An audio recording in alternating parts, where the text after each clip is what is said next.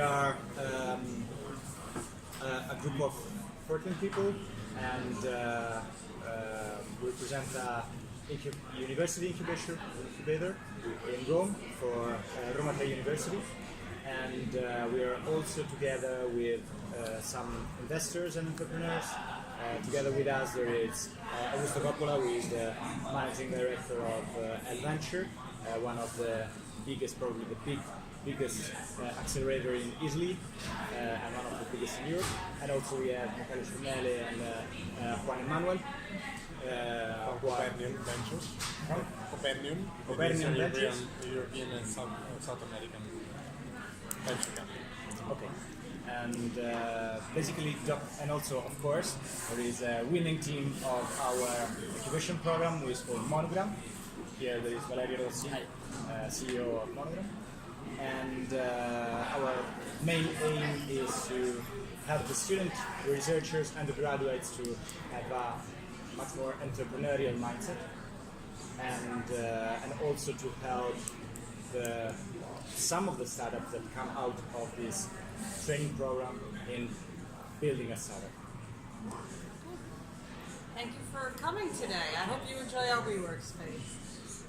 So the company that I'm with, which is called Prestige Capital, we're a 35-year-old company, and what we do is we grow businesses.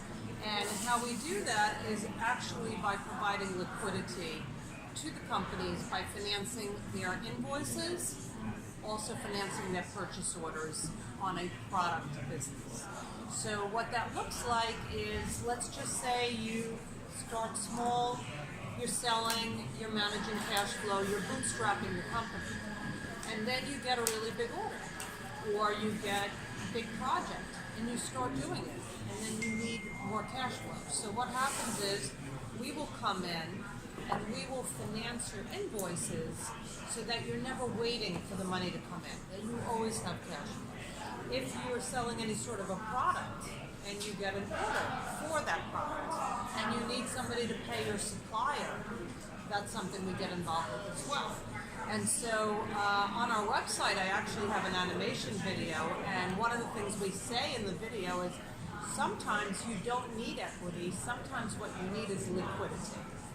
Because if you always have cash to do the next thing and the next thing, roll on that until you might need equity to do the next big project, but not necessarily to start the company.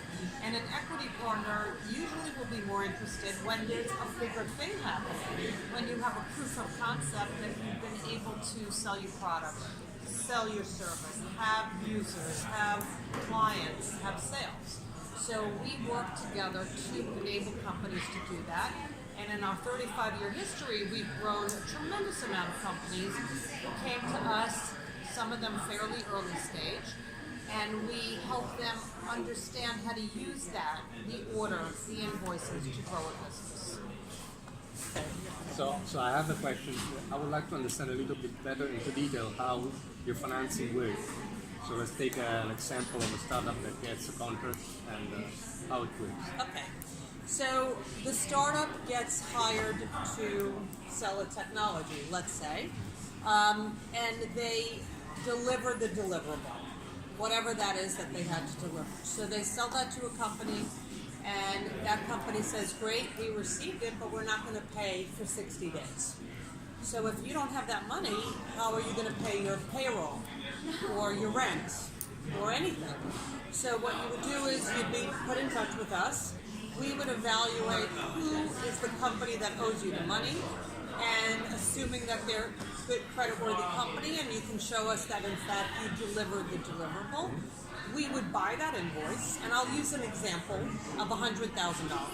So you shipped product, service that's worth $100,000, and you're waiting to get paid. You sell it to us.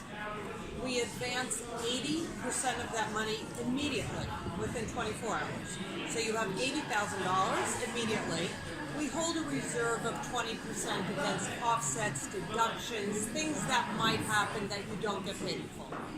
But assuming that you do get paid in full, your customer is going to send the money to our lockbox, And now I owe you that 20% reserve minus our fee. And our fee, depending on the size, is usually around 2% discount of the invoice for providing financing, for insuring the invoice against bankruptcy, and for providing all the back office work that we do, which is credit checking your customer, verification of the receivable, collection of the receivable, and having everything available online in real time so that you can see your invoices. And by partnering with a company like ours that's been around for 35 years, we know what looks right in your invoicing, in the payment cycle. We credit check your customer to make sure they actually pay the bill and that they are credit worthy, that you even sell to them in the first place, because sometimes you might be selling to somebody who's not credit worthy at all, and you wouldn't know that. So we give you that information. Who takes the risk? So we take the risk against bankruptcy of your invoice. And so if you sell to a company within the 90 days that we hold that invoice, if the customer goes bankrupt, we take the loss. Yeah. So I have another question. How Sure. do you compare your offer with the other provided by banks or other lenders? That's a good question. So we get our deals from bankers because banks in the United States will lend to companies that are in business minimally 2 to 3 years. And if you're not in business that long, even if a bank loves you, they're not giving you a loan. So I have partnered with banks for 20 years, and every company that they cannot lend to, but whose accounts they want to have the deposit account, they introduce us to them. We finance the companies, the bank gets the deposit account, and over a period of time, once they're in business long enough and profitable, because banks lend to companies that are profitable, then they take it and they give them the loan. So what we do, which is called accounts receivable financing, it's also called factoring, it's also called invoice discount financing, is done when you cannot get a loan from a bank, or you can't get enough money from a bank, or you can't get it quickly enough. We finance companies within 1 week from speaking to them.